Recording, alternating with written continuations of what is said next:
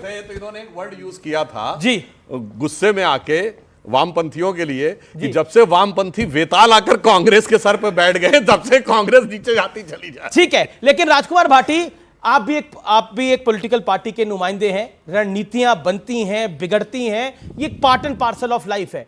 अखिलेश जी भी कन्नौज से लड़ रहे हैं, लेकिन क्या आपको लगता है कि पीठ दिखाना, क्या आपको लगता है कि खराब स्ट्रैटेजी है और इसका नुकसान कांग्रेस को होगा और पूरे इंडिया अलायंस को होगा?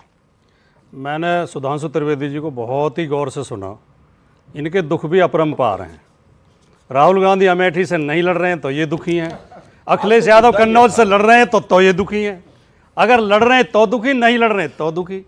देखिए, अगर रणनीति के तहत कोई नेता सीट बदल लेता है, हमारे बराबर की सीट है Ghaziabad, general VK Singh record वोटों से जीते थे, इस बार नहीं लड़ रहे तो क्या कहें, डर गए। जनरल जो सेना अध्यक्ष रहे वो डर गए, भाग गए।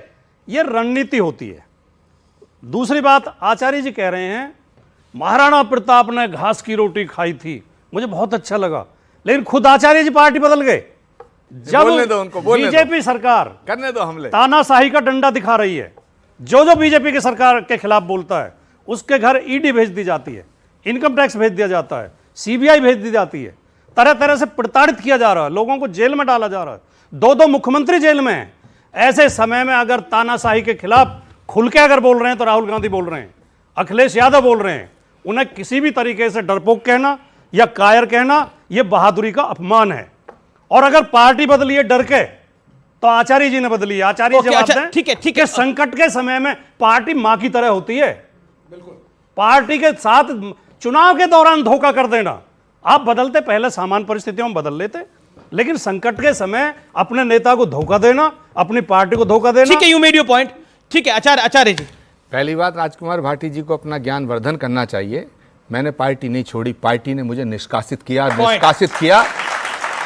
और सुनो राजकुमार भाटी जी, मैं छात्र जीवन से राजीव गांधी जी से जब मिला था तो मैंने एक संकल्प लिया था और मैंने वचन दिया था राजीव गांधी को कि मैं जब तक जीऊंगा तब तक कांग्रेस नहीं छोड़ूंगा। मैंने वो वचन निभाया, जबकि कांग्रेस पार्टी ऐसे फैसले कर रही थी जो मुझे बहुत बुरे लगते थे। मैंने कई बार मन बनाया कि मैं इस पार्टी को छोड़ दूं, लेकिन मैं छोड़ नहीं पाया। जो काम मैं नहीं कर पाया वो राहुल गांधी जी के कुछ बेतालों ने कर दिया और मेरे सिर पर एक जो बोझ था वो हटा दिया। और मेरा गुनाह क्या था? मैं अयोध्या गया, आपके ही शो में विवेक नहीं, अब शांत, आपके शो में विवेक श्रीवास्तव जी से मेरा झगड़ा हुआ। आपके शो में विवेक श्रीवास्तव जी के खिलाफ आप गए थे और विवेक श्रीवास्तव जी ने मुझसे कहा था और पार्टी का अनुशासन नहीं, क्या राम के दरबार में जाना पार्टी का अनुशासन है? क्या बोल रहे हैं आप? पार्टी का अनुशासन राम के दरबार में ना जाना पार्टी का अनुशासन है? पार्टी ने कोई दिखाई है? पार्टी का रिटर्न। एक सेकंड, आपने मेरा निवेदन है। ओके आचार्य जी, तो लाइनें नहीं पता, केरल में कुछ और लाइन, दिल्ली में कुछ और लाइन है और पार्टी लाइन पे आके ज्ञान दे रहे हैं। ओके आचार्य जी, विवेक श्रीवास्तव जी ने, याद करिएगा वो शो आपका, मेरे को याद है था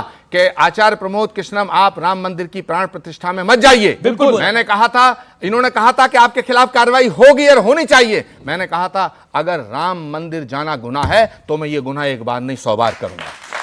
और मैं गया और मैं जाऊंगा। भारत की राष्ट्रपति भी भगवान राम के आगे नतमस्तक होती है, तो क्या उनके खिलाफ भी आप कार्रवाई करेंगे? ये हमारा गौरव का विषय है। आप शंकराचार्य, ये हमारा गौरव का एक सेकंड विवेक जी 30 सेकंड। हमारा गौरव का विषय। शंकराचार्य के निर्देश के विरोध में गए, आपने शंकराचार्यों का विरोध किया। चलो, शंकराचार्य ने भी बाद में बोल दिया था कि ठीक है, मात्र छदम राजनीति के लिए। ओके पाशा साहब, अभी तक आप चर्चा में नहीं आए हैं, मैं आपको लेके आना चाहता हूं। क्या आपको लगता है पाशा साहब, ये रणनीति जिसने भी बनाई वो सवालों के घेरे में, प्रोफेसर साहब, और आप बहुत लर्निड आदमी है इसलिए मैं आपसे सवाल पूछ रहा हूं, आपने कई चुनाव लड़वाए, क्या आपको लगता नहीं है कि ये पॉलिटिकल डिबैकल करा है कांग्रेस पार्टी ने? एक बहुत बड़ी गलती है, और ये सिर्फ मैं नहीं कह रहा, कई पॉलिटिकल पंडित ये बात की मान रहे हैं। राहुल गांधी का रायबरेली से लड़ना यह पॉलिटिकल ब्लंडर है क्या? हर पार्टी की अपनी स्ट्रेटजी होती है, अपनी रणनीति होती है, और राहुल गांधी ने कांग्रेस ने ये अधिकार है कांग्रेस को अधिकार तो कि वो तय करे कि कौन सा कैंडिडेट कहां से लड़ेगा, और ये रणनीति का हिस्सा है।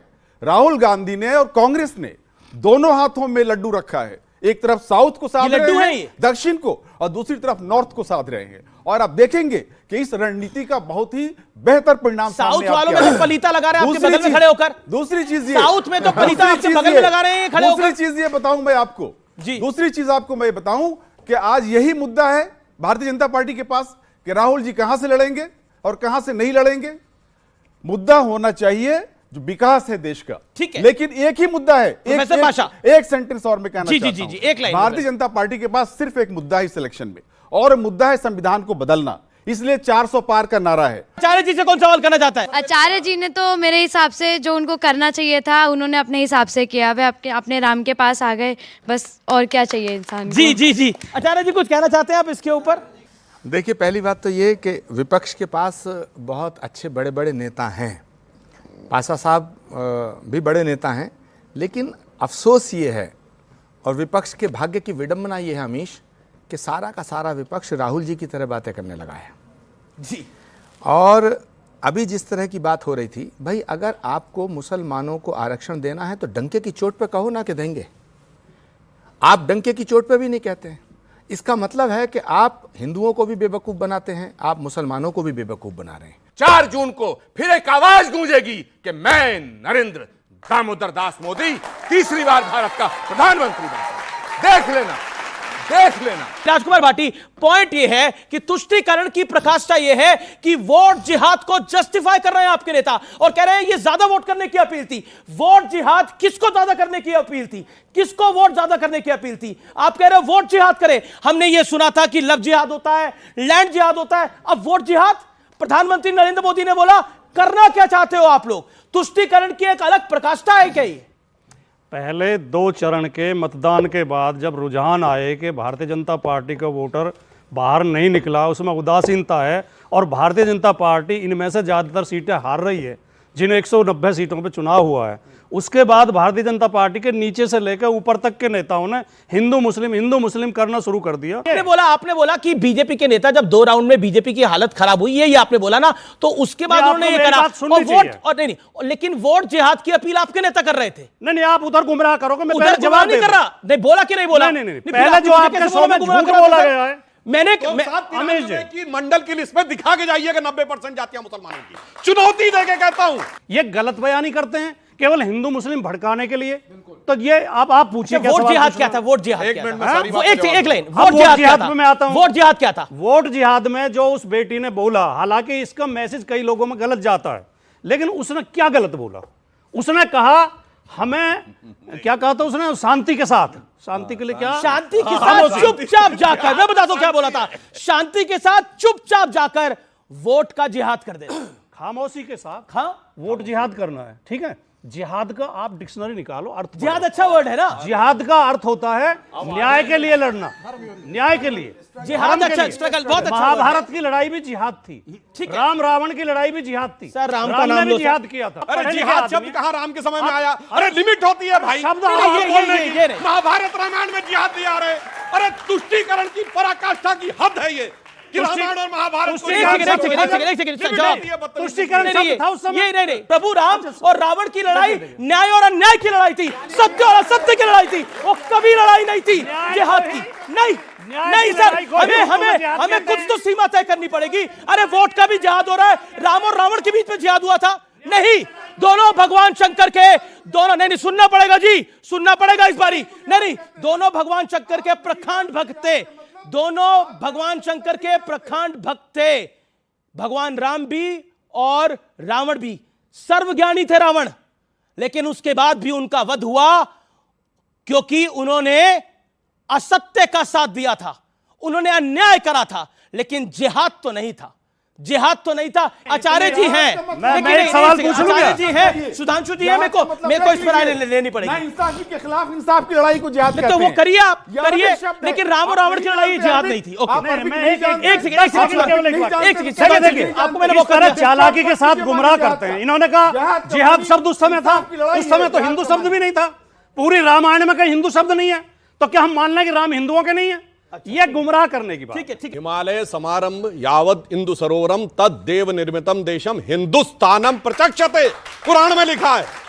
मगर उसके बावजूद पुराण रामायण है, गुमराह क्यों करते? झूठ बोलते हैं। मैंने रामायण कहा, महाभारत का, तो भाई पुराण भी तो- मनुस्मृति का। अरे ये कमाल अरे की बात पुराण है। तो कल परसों अब- लिखी गई हैं। अब पुराण क्या कल बात कर रहे अरे हैं? लिमिट है यार इस हाँ, आदमी कल की परसों लिखी गई। पराकाष्ठा की। कभी रामायण में जिहाद बोल रहा है, कभी कह रहा है पुराण कल परसों लिखी गई। अब सुनिए, पुराण कल परसों लिखी गई, हाँ, इसका हाँ, जवाब कल देता हूं। परसों लिखी। सुनिए, और 100 पुराण है, उनमें आधी फर्जी है। अरे अब आधी फर्जी पुराण अरे भाई देखिए लिमिट है हमेशा भाई, अपने फर्जी। शब्दों पर दीजिए। आधी से आप ज्यादा कह रहे हैं फर्जी आधी ज्यादा फर्जी, आधी लिमिट से होती है। ज्यादा फर्जी है। ये नहीं, मैं जिम्मेदारी के साथ कह रहा हूँ। नहीं, आधी से ज्यादा फर्जी है। लिमिट होती है भाई। ये नहीं, क्या बात देखिए कर रहे हो? वेद पुराण फर्जी नहीं है, वेद पुराण फर्जी नहीं है। वेद कौन कह रहा है? वेद और नहीं, पुराण को एक सुनिए। साथ मत जोड़ो। ओके, आप। ओके। सुनिए, वेद अलग है, पुराण अलग है। परसों लिखी गई है। सर। सुनिए, अब मैं दूसरा बोलता हूं। अष्टादश पुराणेषु व्यासस्य वचनद्वयम् परोपकाराय पुण्याय पापाय परमिटेरम। व्यास कब हुए थे? कल परसों हुए थे। बेहुदे बन की हद होती है। गलत बयान बदतमीजी मत करिए। आप इनके झूठ का समर्थन कर रहे हैं। एक मिनट, अरे लिमिट मुझे होती है, रामायण का गलत श्लोक बयानी दिखा दें। अरे लिमिट होती है। महाभारत का दिखा दें, बात मनुस्मृति का चले जा दिखा दें, रहे हैं। चंद कट्टर गीता का पर दिखा कर लिए। दें, कभी जिसमें जिहाद, हिंदू शब्द- कभी पुराण फर्जी, कभी रामायण में फर्जी, ये फर्जी, लिमिट फर्जी। होती है। बीजेपी भी फर्जी। ओके, आचार्य प्रमोद कृष्णम, मैं आपके पास आता हूं। अभी काफी सारी बातें हुई, आपको क्या कहना है? देखिए, पहली बात तो यह है कि पुराणों की जो रचना हुई वो महर्षि वेदव्यास ने की हजारों साल पहले, और उसमें हिंदू शब्द आया है। और राजकुमार भाटी जी निसंदेह विद्वान व्यक्ति हैं, बहुत ही पढ़े लिखे प्रवक्ता हैं और बहुत ही इतिहास का ज्ञान रखते कल हैं। परसों तो नहीं कुछ लिखा गया? उन्होंने जो पुराणों को फर्जी कहा, इससे मुझे ठेस लगी है। इस देश पे 1000 साल तक विदेशियों ने हुकूमत की, 800 साल मुगलों ने हुकूमत की, 200 साल अंग्रेजों ने हुकूमत की। तो क्या हम भारत के गौरव को जो गौरवान्वित करने का काम कर रहा है, उसकी सराहना हमें नहीं करनी चाहिए? मैं अभी दुबई से लौटा हूं, आबू धाबी के अंदर, गल्फ कंट्री के अंदर, जहां 1000 साल पहले चुन चुनकर मंदिर गिराए गए थे, तोड़े गए थे, मंदिरों का सफाया हुआ था। अमीश देवगन जाना, आबू धाबी जाना, यूएई के अंदर जो भव्य मंदिर का निर्माण हुआ है, इसके लिए मैं नरेंद्र मोदी को सैल्यूट करता हूं। मैं सैल्यूट करता हूं। और ये मुद्दा है, और ये जो आदमी ये कहता है कि भारत की अस्मिता, भारत का अस्तित्व, सुनिए, भारत की अस्मिता, भारत का अस्तित्व, भारत का गौरव, भारत का स्वाभिमान मुद्दा नहीं है। मैं उसे देश की राजनीति में रहने का हक नहीं देना चाहता। 1950 के दशक में पहला मंदिर हिंदुओं का दुबई में बना है और उसमें पूजाएं होती रही हैं। तो क्या तब भारत का मान सम्मान नहीं था? 70 सालों में हमारा धर्म रहा, राम रहे, व्रत रहे, तीज त्योहार रहे, तो क्या तब भारत का स्वाभिमान नहीं था? आप धर्मगुरु हैं, आप न्यूट्रल रहिए।